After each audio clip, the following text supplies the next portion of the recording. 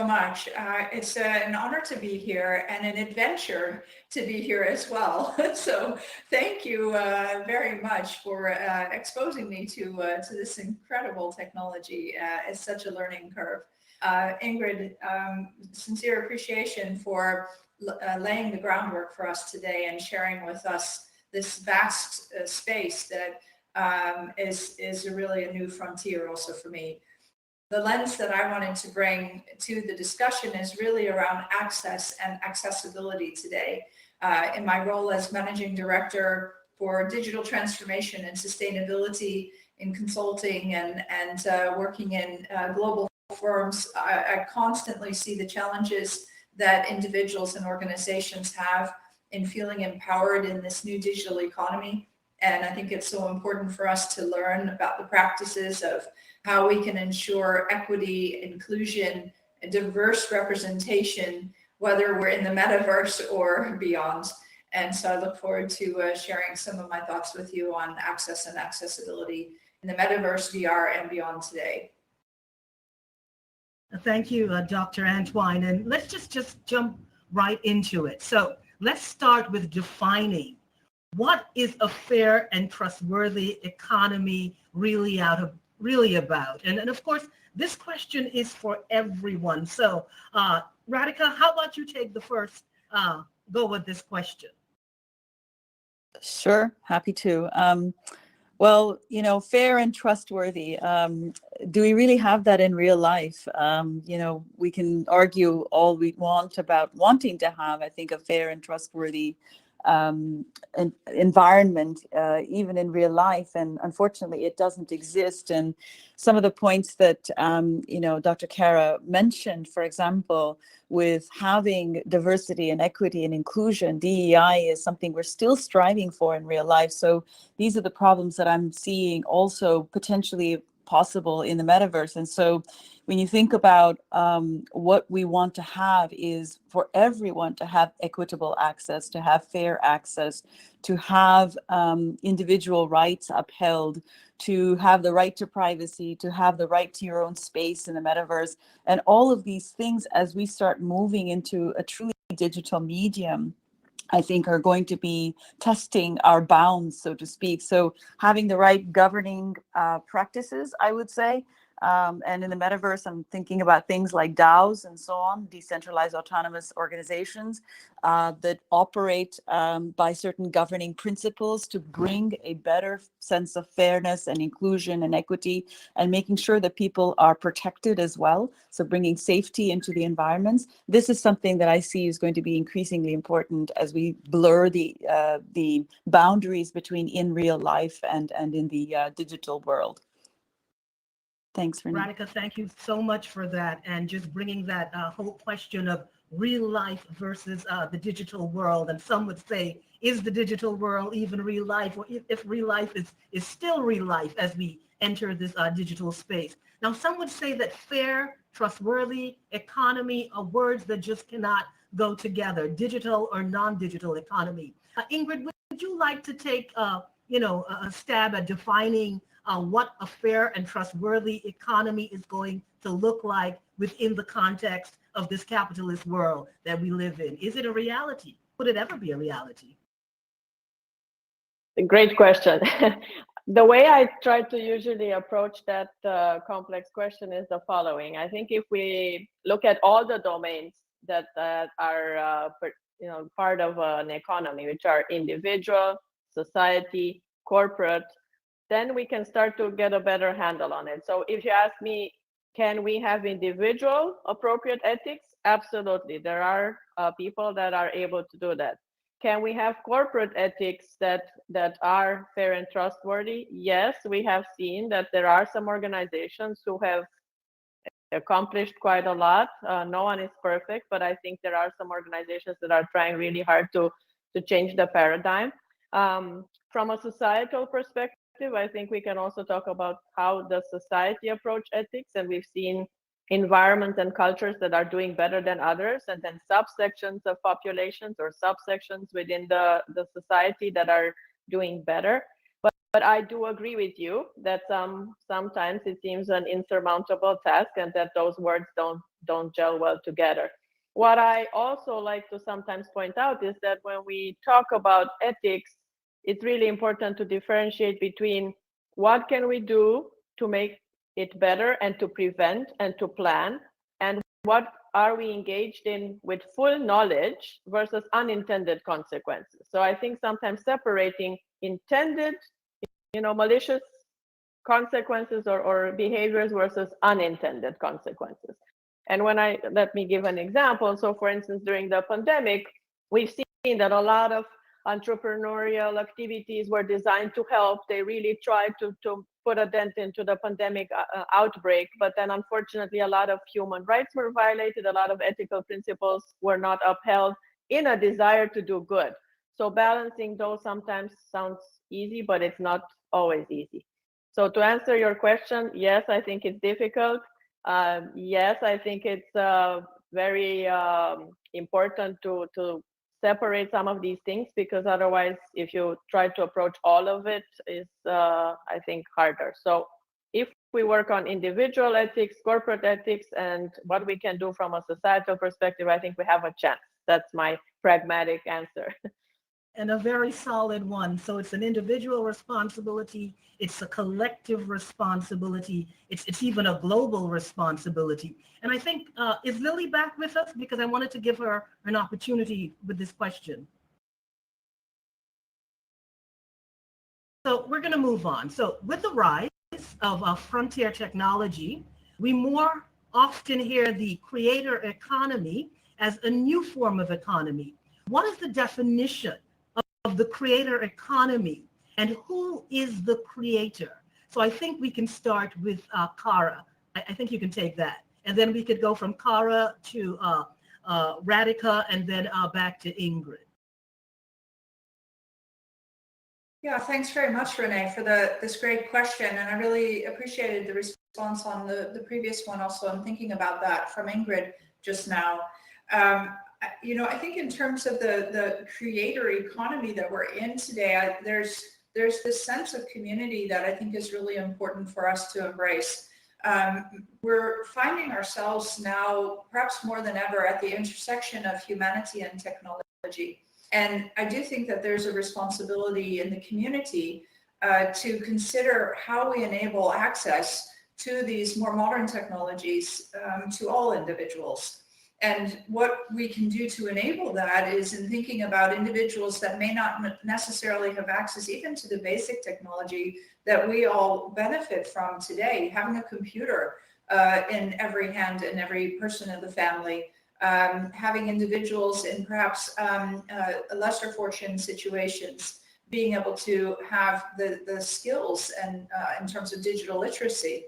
And so I think in terms of how we enable the creative and creator economy, we also need to think about the equity of how we're enabling all individuals to have access to these means, both to the tools, to the equipment, and also to the skills.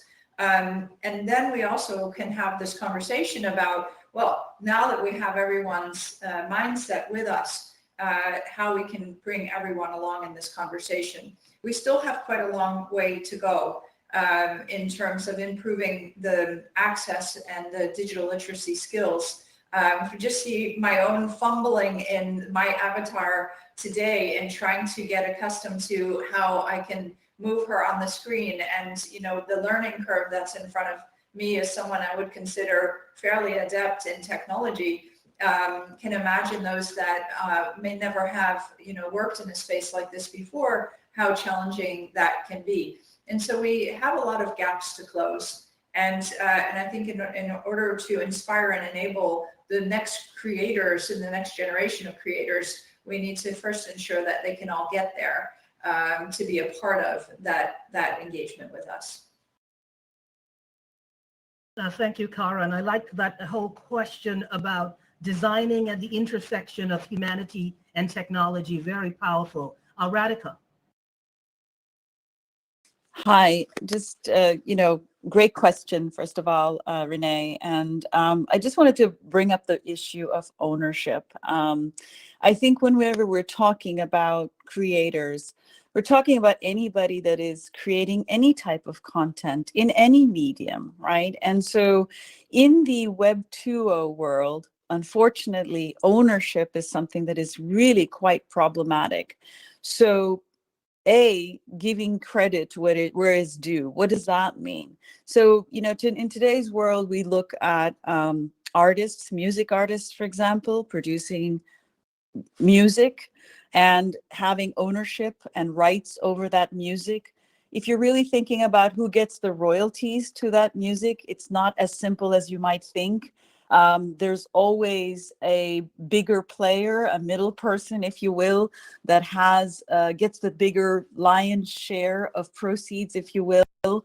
And so individual creators that are contributing content and have ownership and rights to that content need to be recognized in a very different way than what exists today. So as we think about what it means to have a creator economy, we're really seeing a complete democratization that is possible, where every individual creator who is creating content, whether it's music, whether it's art, any medium whatsoever, really has the ownership and rights, and therefore also can get fair and equitable proceeds from the creation that has been created. So, I think the new world of the Web 3.0 and decentralized technologies bring a greater liberalization and democratization of access. And so when Dr. Kara, when you're talking about access, I think about ownership rights and I think about creator rights.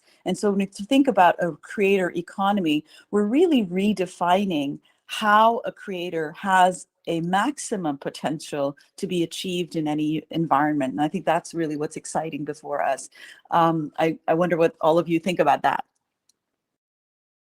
That's really excellent, Radhika, that whole concept of ownership. When we think about creators, when we think about communities that are creators of the data that's being used by many of these startups to design the kinds of tools that we're using, we've got to ask ourselves, who is the creator? So we really got to drill down into that concept of creator as it is attached to ownership, because so many of us continue to create, data that's being used to design, but yet we don't own that data. Ingrid, I'm hoping that you could jump in here and just give us your take on this question of the creator economy and the power of that. Well, I'm itching then, based on the other two inputs, to share that if we talk about creator economy and digital inclusion, we have to also, and data ownership, we have to also talk about digital identity in this new creator economy and informed consent. Those are two that are very near and dear to my heart, and they're related to everything else that was already mentioned. We have to be really cognizant of what it means to have a digital identity in this new Web 3.0 environment, because on the one hand, it's good to democratize access, but a lot of times people do not truly understand and comprehend. They just give assent at the very best, but not truly informed consent to what it means to be part of that. And we've seen, for instance, in precision medicine, right, people have sold their genomic whole genome set for $8 equivalent because they didn't understand what it meant, right? Just to give one example. So I think we all have, again, a collective duty when we start democratizing access to data and give access to data in a very novel way that we've never done before, to also educate everyone and make sure that they are truly able to fully comprehend the long-term consequences, not only the immediate ones. And the second part would be, again, a topic that's near and dear to my heart, is to make sure that we also take care of the vulnerable population. So digital identity for children and also for elderly and disabled, we tend to forget that. And this environment now becomes even tougher to navigate than in the real physical space. We've always had challenges, but I just wanted to bring that up as well. Thank you. Thank you. An excellent contribution there, Ingrid. So as we move into the question of fairness and trustworthiness, so we're thinking about fairness, justice, about reducing bias and discrimination, and ensuring our processes are equitable. We're talking trustworthy.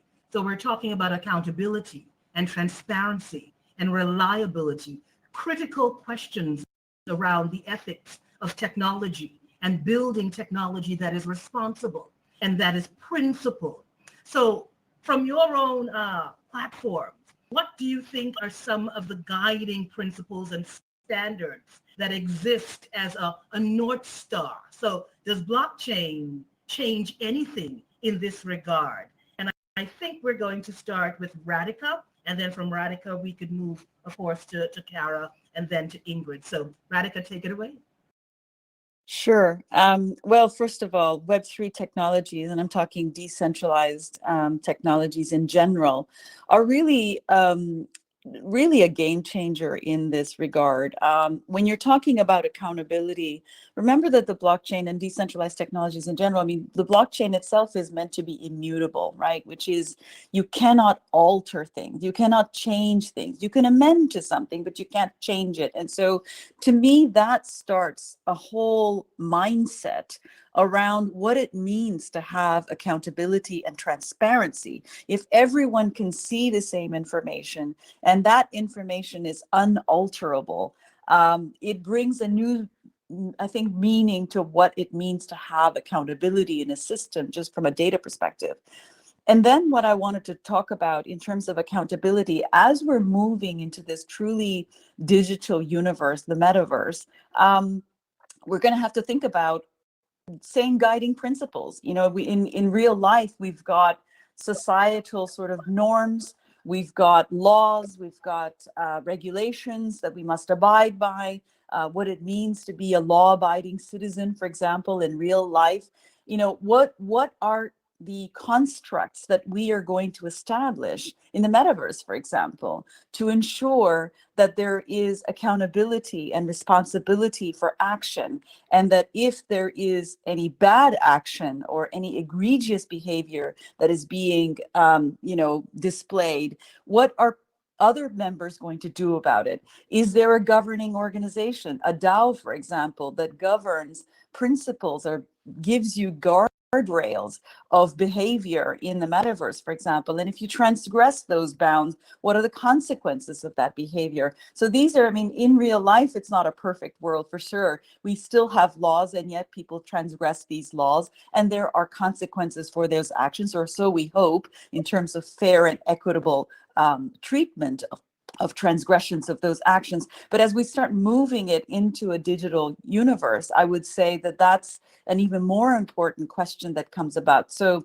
you know, we're seeing in the Web 2.5 versions, for example, they're creating these, 6 feet bubbles around your avatar, for example, and saying you can't invade that 6-foot boundary around yourself. Is that going to be sufficient to prevent inappropriate behavior from occurring within the metaverse? These are things that I think we have to think about. So I think when you think about it from an ethics point of view, when you think about it from a fairness point of view, when you think about it from an accountability point of view, I think we're going to have to think about how we establish these guidelines and these guardrails of behavior in the metaverse so that we preserve the privacy, we preserve our personal space, if you will, that people can't violate that personal space, whether you bring yourself and your avatar form into a metaverse, that same boundary gets respected. And if it is not respected, what are the consequences of those actions? So these are some of those things that I'm thinking about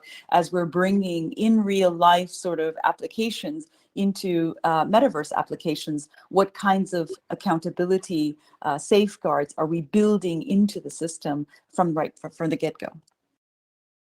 Just really excellent, really opening up the discussion now around regulations and guardrails and, of course, guidelines, and this question of boundaries, just physical boundaries as well in the metaverse are very, very, very powerful. Kara, maybe you could jump in now and give us your take when it comes to that question of access and accessibility as well. Yeah, thanks very much, Renee. And I thought that was an excellent response from Radhika and really laid the foundation for the struggles that we have in real life when it comes to accountability and ethics in the digital world. So I would say we haven't really even solved for that yet in its entirety, and yet here we are in a very virtual space. So I think I was reflecting as I was listening to you speak on my years at Microsoft, and Satya Nadella famously answered a response to someone who said, you know, Satya, what would be your advice to me in terms of my teenage children and what they should study at university? You know, thinking there's going to be a big tech response in this answer from Satya. And he said, I would advise every student to study ethics. And that was a real surprise in the audience in a way, because we thought, oh, he's going to come out with the big tech and quantum and everything else at this time.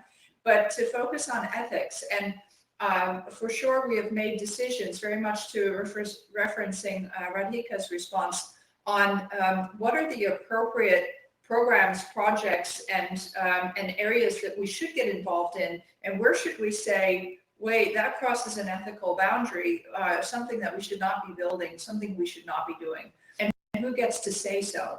Where is that ethics commission and ethics committee? But I do think, you know, back to how we build the standards is by educating ourselves and trying to, starting with the students, our children, you know, who are entering into universities, to learn about ethics as a principle. Again, that comment about the intersection of humanity and technology is so important to not only improve the society that we live in today in the real world, but to then replicate those thoughts and practices in the metaverse, in the virtual world. And so I think in terms of the access, it's providing the education, the literacy around how we can really think about what ethics mean to us and how that translates to us in a world which becomes somewhat, or can become somewhat anonymous.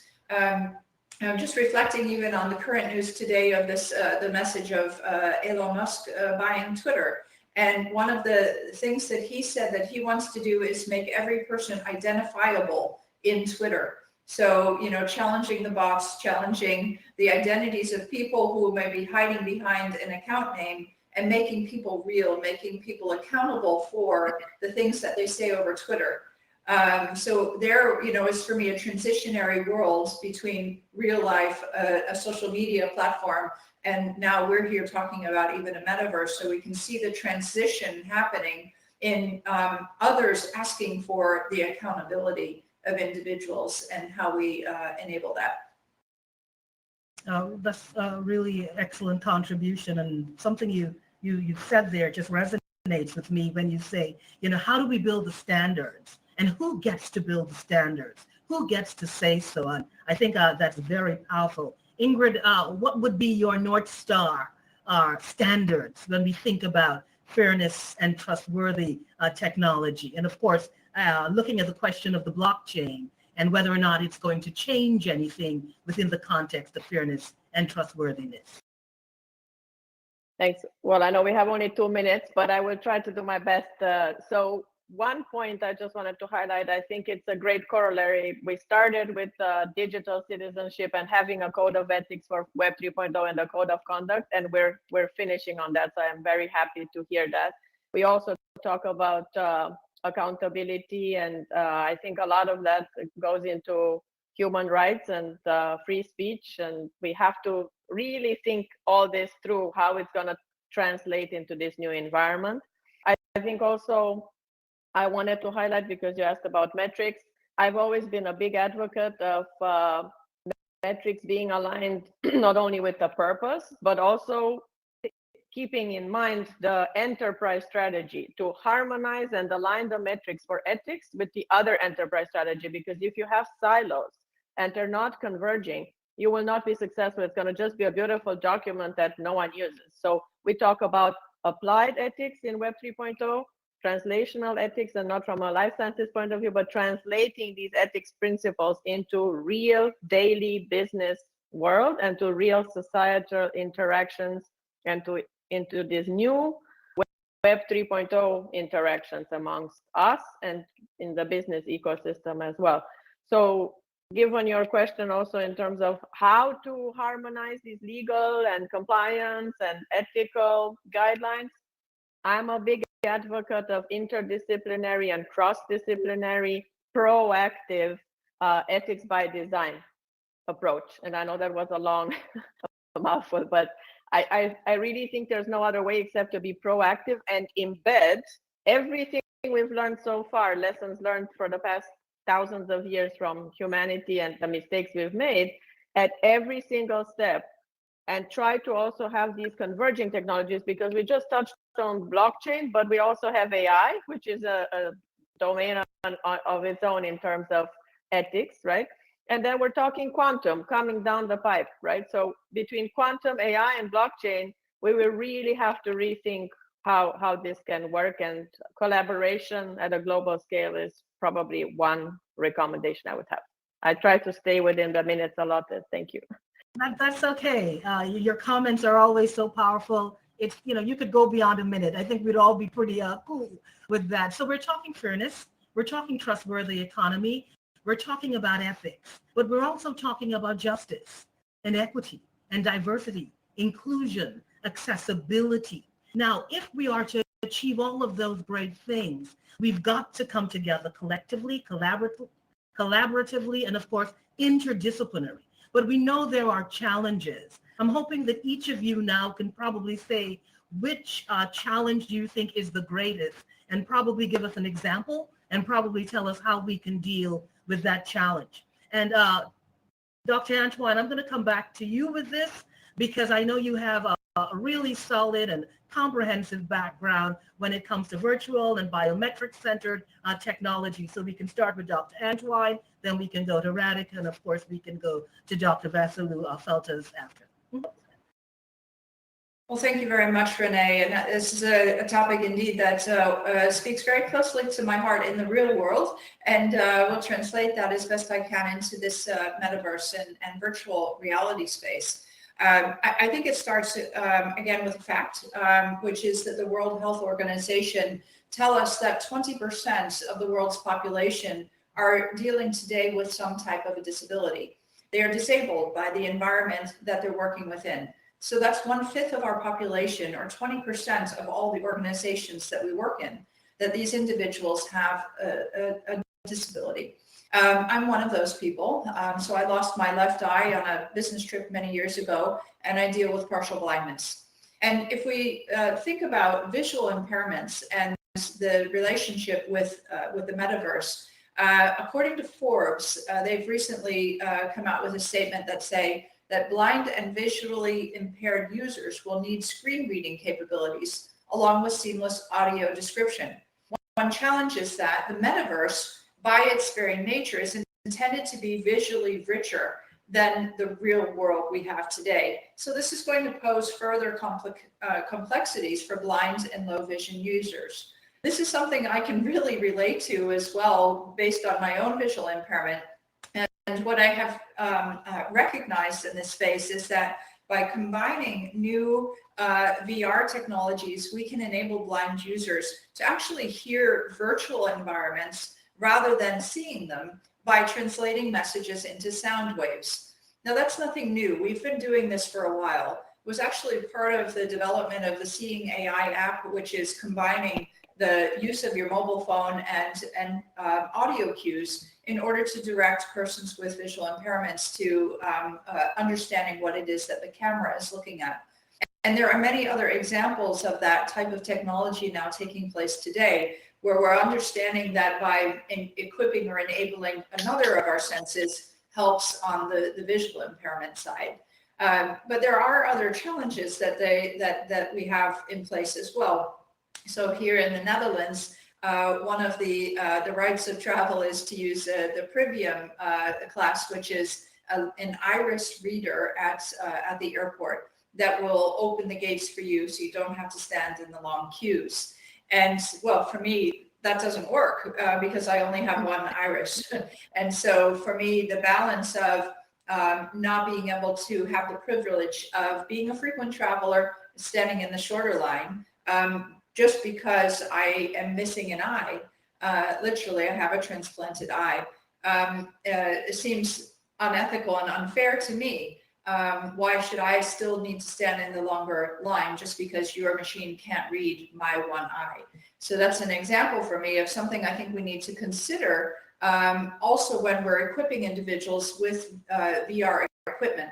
So that for me is another example where 3D movies or 3D glasses for me today don't work. I only have one eye, so it's not able to cross-reference the two eyes to give me vision. I have very limited depth perception. And so when you think about the 3D technologies that we use today, they're not as effective with persons with visual impairments, and particularly with those that may only have sight out of one eye. And so I think these are considerations that we need to keep in mind as we're building solutions in the metaverse and using virtual reality technology. And so those are some of the things that I'm looking at and thinking, how do we continue to create a fair economy where all persons can achieve what they want to achieve in this new economy, and that no one feels left behind. Thank you for that very powerful response. Radhika. Yeah, really powerful, and brings new perspective into what digital inclusion really means. So I really appreciate that perspective.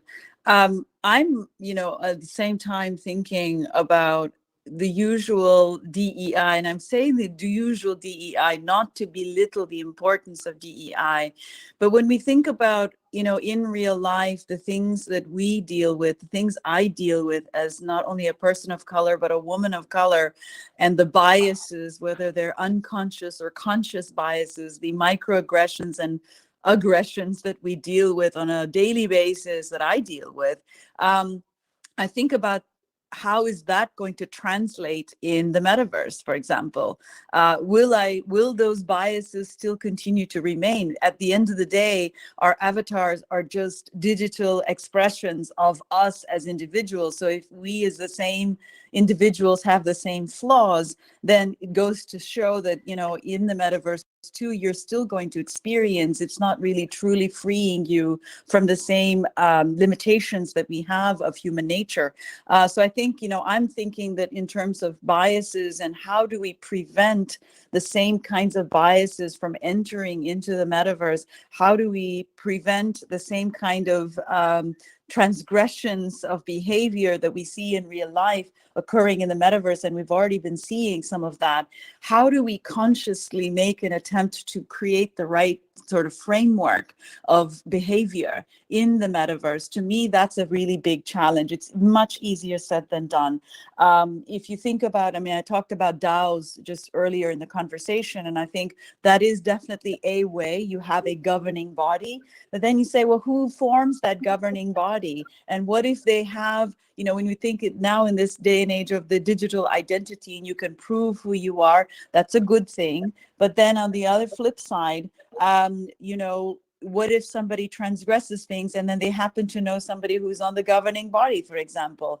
It's easy to dismiss things, even in the metaverse, right? And so as we go forward and we start creating these frameworks and these guidelines and these governing bodies even that are going to be responsible for evaluating a situation, I was thinking, well, if somebody transgresses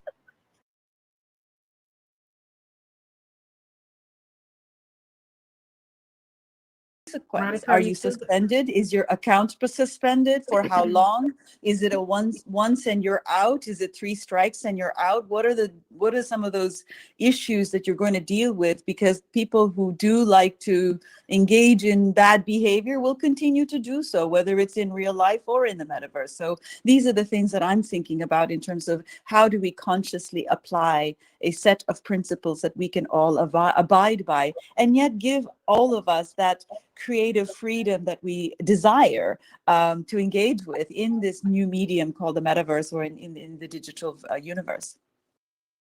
Radhika, I like that, because in essence, what you're saying, it may look like a game, but it's definitely not a game in that space. Very powerful. Of course, Ingrid. Sure, so much to say. First, I would like to expand a little bit on what Dr. Kara mentioned, and then on what Radhika mentioned, and then one more thought. But in addition to the physical disabilities or limitations, I would like to also just extrapolate a little bit on some of the others that we see.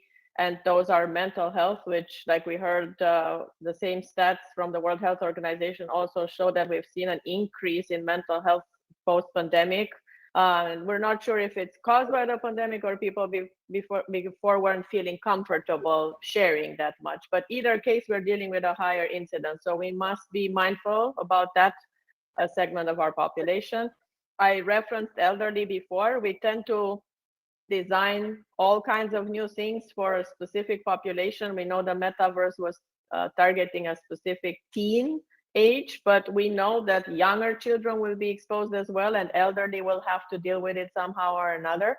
So I would like to again point out where we need to think broader than just business. So I think it's important when we think about what you mentioned, the Satya quote and the answer when he was asked.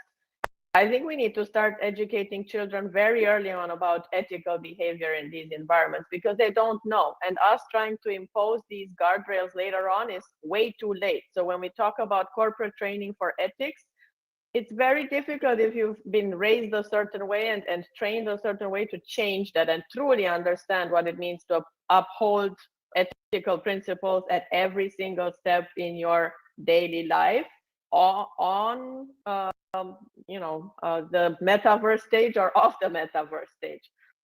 The second point I wanted to reference what Radhika mentioned with the DAO. Yes, you could conceive a new ethics committee or ethics council that's actually a DAO, but then who designs that one? What are the qualifications of those individuals and so forth? So you see, it becomes a very big mushroom.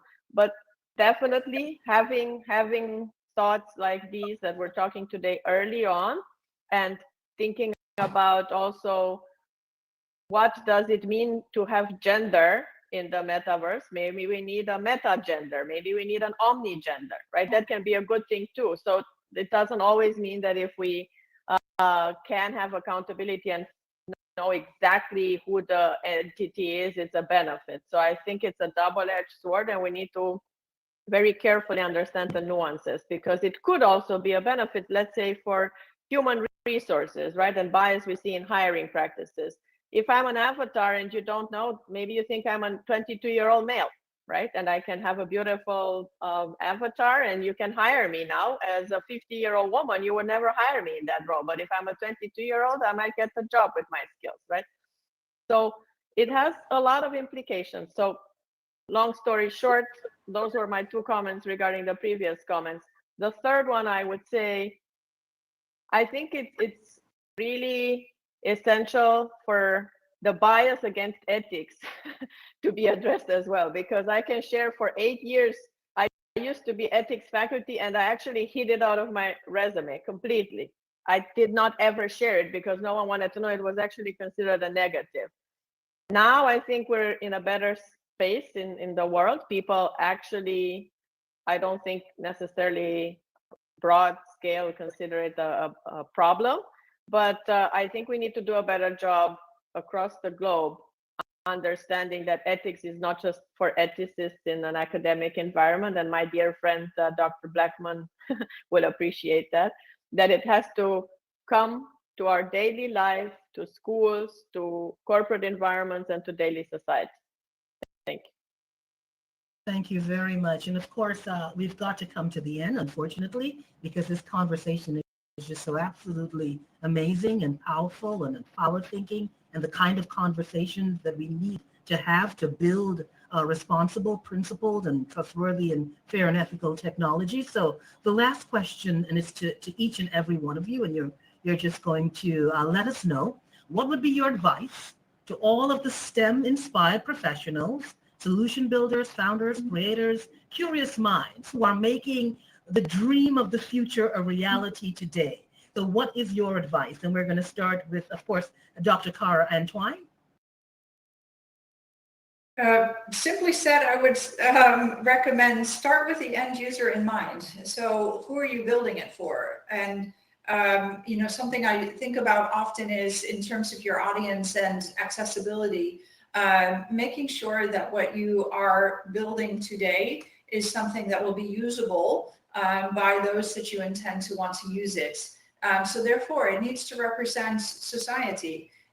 What you're building today. It needs to represent every type of person that we have in humanity, and it needs to work for each of them. So I would start with the end in mind, so the end user in mind, and make that your starting point in terms of the creation ahead.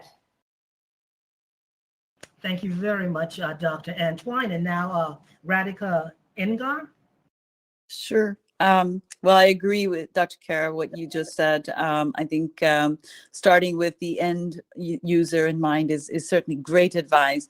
And along those same lines, I think if you're operating in teams, make diversity and equity and inclusion a huge priority, because again, with that end user concept or that thought in mind, if you start with a diverse and equitable team and an inclusive team, hopefully the result is also something that is going to be expressed in a much more diverse, equitable, and inclusive fashion.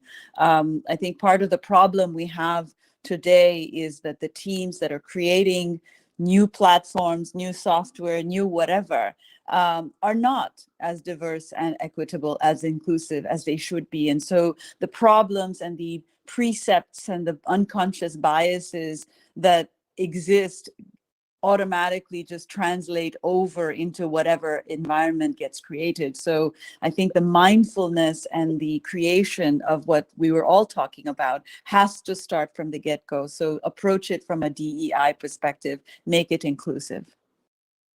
Thank you, Radhika, and of course, Dr. Ingrid Vassiliou-Feltis.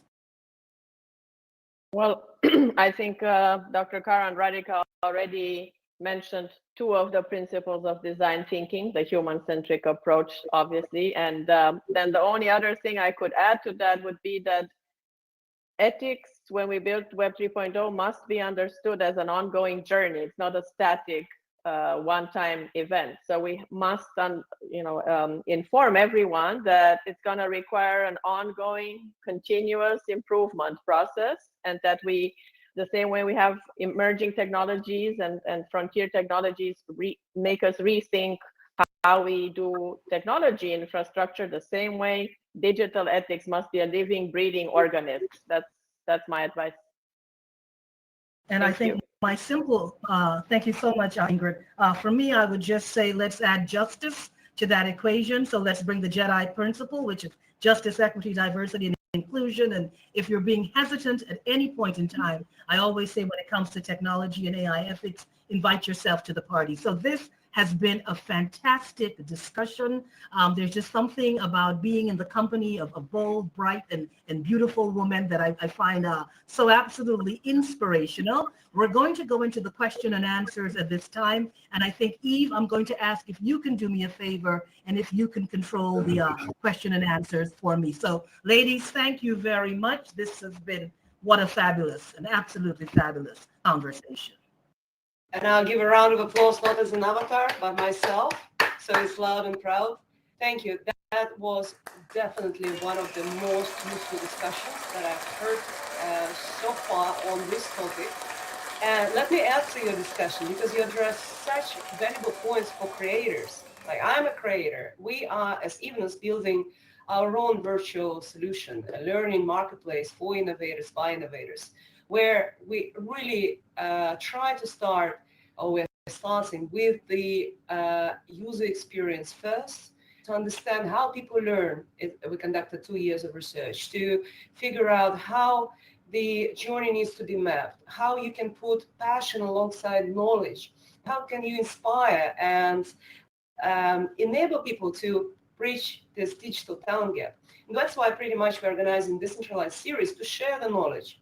And you may have noticed, all of you who are watching on YouTube live or participating in discussion here in Spatial, that there were some technical glitches today. And this is inevitable for the new technology coming to the market. You need to test, you need to try, you need to ensure that, yeah, you go through this process. But as innovators, you are here today, firsthand experiencing this and helping us to make it even better. And my question would be, I'll take the privilege of asking the question first, if you don't mind.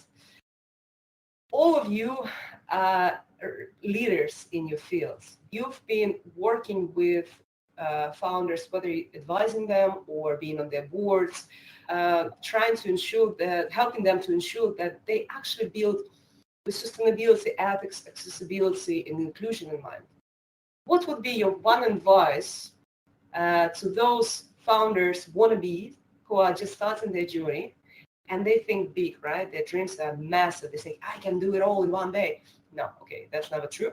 But what would be your advice? What to prioritize on if you're jumping in the field of this interactive, amazing, fantastic Web 3.0 industry with everything there, blockchain, crypto, and all the other goodies that they can use for making solutions better for the people? Thank you.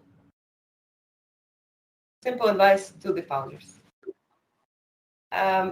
Let me maybe start with Radhika, if you have some recommendations. I think we kind of talked on some of those topics, I think, that are going to be super important for anybody jumping into this space. I mean, all of us, I think, have made points in terms of ethics being really, really important, in terms of mindfulness of DEI principles, in terms of really thinking of the end user in mind, that human-centric approach that Dr. Ingrid was talking about. I think that, you know, getting involved in anything is very exciting. It's not at all a surprise to anyone who has been involved in this space for a while now that we are going to see trillions of dollars of opportunities in this new industry, in this new space. So it makes sense to get involved. But I think getting involved with a more mindful sense of what this really represents, what are the implications of this, I think that sounds a bit philosophical, but I do think that it's going to be something that is required, because what I'm seeing a lot more of is, pardon my expression, more of bro culture that continues to pervade even the digital systems. And we really need to stop that in its earliest possible moment, because this perpetuation, like I said, human nature is human nature. You can't change it completely. But I think this mindfulness and this awareness building as a founder, be aware, become aware, talk to people, have a diverse team, and try to build something that has good positive impact. Because I think whatever you're creating and whatever you're doing as a founder is marvelous, but when you can bring this mindfulness to it, it is that much more impactful.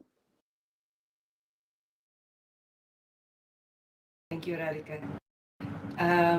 Any other recommendations? I know we touched upon so many things. I just want to summarize for maybe something else, something extra. Maybe the only other tiny comment. Go ahead, Dr. Kara. Please, go ahead. Please. Please, Dr. Kara, go ahead. Both grabbing the mic. You know, I was just reflecting, so great comments from Radhika, and you know, I think it starts for me with this principle that you know, companies in the future will be measured based more on their impact than on their revenues. And so thinking about what is the footprint that you want to leave, not literally, but you know, what does that mean for the universe, for people, and for the planet? And what is your purpose? I think is still something that defines the traditional economy, but will pervade in the metaverse as well. When we can use these technologies for good, that benefit people and the planet, then I think that's something that's very important. And it starts with all the principles, which Radhika did a beautiful job of summarizing a lot of the things that we've talked about in this discussion today. And so using that as your foundation, having, you know, being skilled, reskilled, upskilled, starting with the ethics, educate yourself, learn along the way. Go on the adventure, because we don't know all the answers right now. But if you do think about the end in mind of wanting to create something that benefits people on the planet, then I think you're already, winning in terms of where we want to go. And so use your newly found skills and capabilities for something that's good. I think that's something that I would wish upon any new person in any form of business. Thank you, Dr. Kara. Well, very good point. Well, what I can say is I already knew that I'm a digital twin with Radhika on a lot of things, but now I must know that I'm a digital twin with Dr. Kara, because that was my answer too. I might add another point though, and that is ethical leadership in this new era will be essential. So I think leaders that want to succeed need to align their own internal core values with theirs of the company, with those of the company. And I think society will demand ethical leadership. I think future generations will not put up anymore with what we've seen over the past decade. So great answers, of course, from both other panelists, but I thought maybe ethical leadership is the only other thing I could contribute. Thank you. Dear Renee, if you have one recommendation to the founders, creators, something that we probably spoke about today, didn't speak about today, what they need to focus on to really ensure that the world we are building, the future that we are enabling, is ethical, accessible, inclusive, what they should focus on.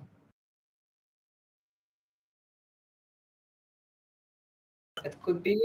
For me, yeah, definitely. I think it always comes back to justice for me. And if we truly understand the meaning of justice, and we come from that space of where we understand the power of justice, because justice touches everything. It touches equity. It touches inclusion. It touches diversity. It touches humanity, fairness, and ethics, and integrity, and accountability. So if we build from a place of justice, and in that space of justice, we understand what it means to be human, and we bring the requisite levels of empathy and emotional intelligence, then I think we're going to do what is right in real time. And that would be my only contribution. Appreciate it, what you said. Yeah, of course. I also find it important that value of respect. We have launched a social project called Gallery Respect that you can teleport to in the end of the hall next to the evening's flashy board, showcasing and featuring the inspiring stories of people of color on the global scale and through time. And the ideas behind social projects, besides the fact that the hype is there, everyone is trying to sell lands and NFTs to become richer than life, we still prioritize the social focus, because you can create awareness, you can educate people, and when you are replicating physical in the digital world, you can really fix the problems of the physical world and avoid and prevent them in the digital reality if you really build with this focus on respect, justice, inclusion, accessibility when designing the concept. So that is very exciting. Goosebumps on my skin. I would like to ask anyone else for some questions. Use the opportunity. We have the last seconds left. Don't hesitate also to connect with our speakers on LinkedIn, follow them on Twitter and other social media channels. So let me rotate my avatar.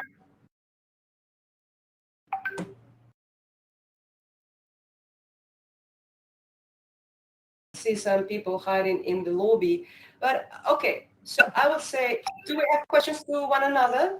Because I think questions will also follow on YouTube while live streaming, and there where we can source some additional information.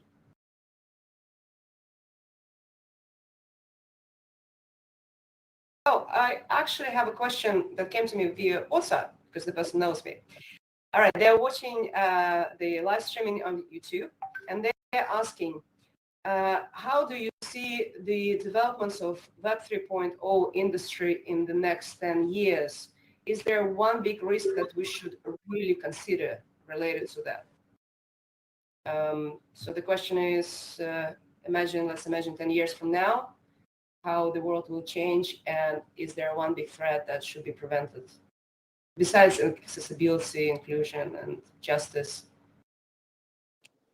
It's a tricky one, I would say. Maybe Well, that, I'll just, maybe, sure. go Go ahead. Radhika, go ahead. Ingrid, no, please.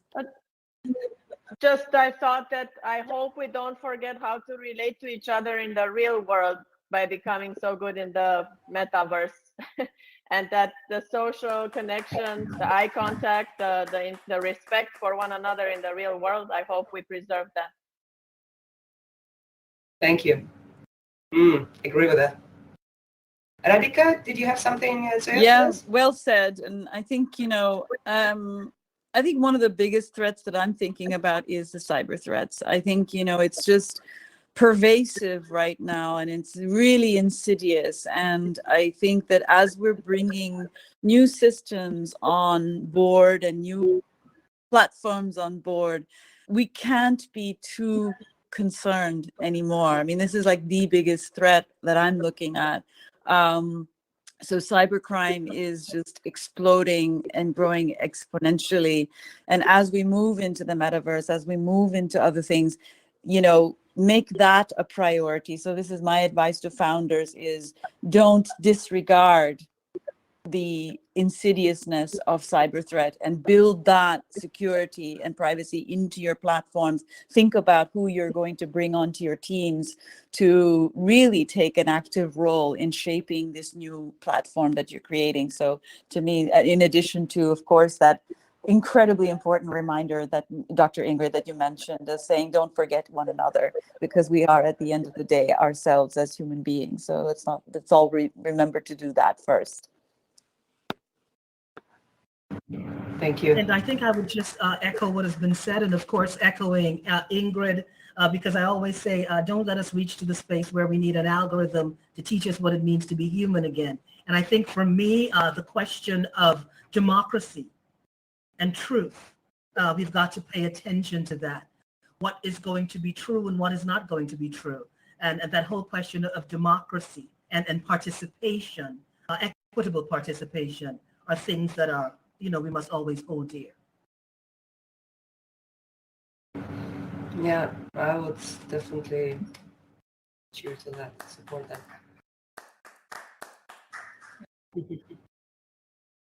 I would only add with a quote that I once heard, which is that it has never been more important than now to be more human than ever. And I think for me, that's where we are today, and needs to pervade into the metaverse as well. I agree, absolutely. Right, so on this final note, I would like to thank all of you for participating in this wonderful discussion. I'm not sure if you had the opportunity to be on one panel together and exchange thoughts like this, but if not, something new and new connections and established. Thank you very much for your time, for your insights, for your deeper dive into the field.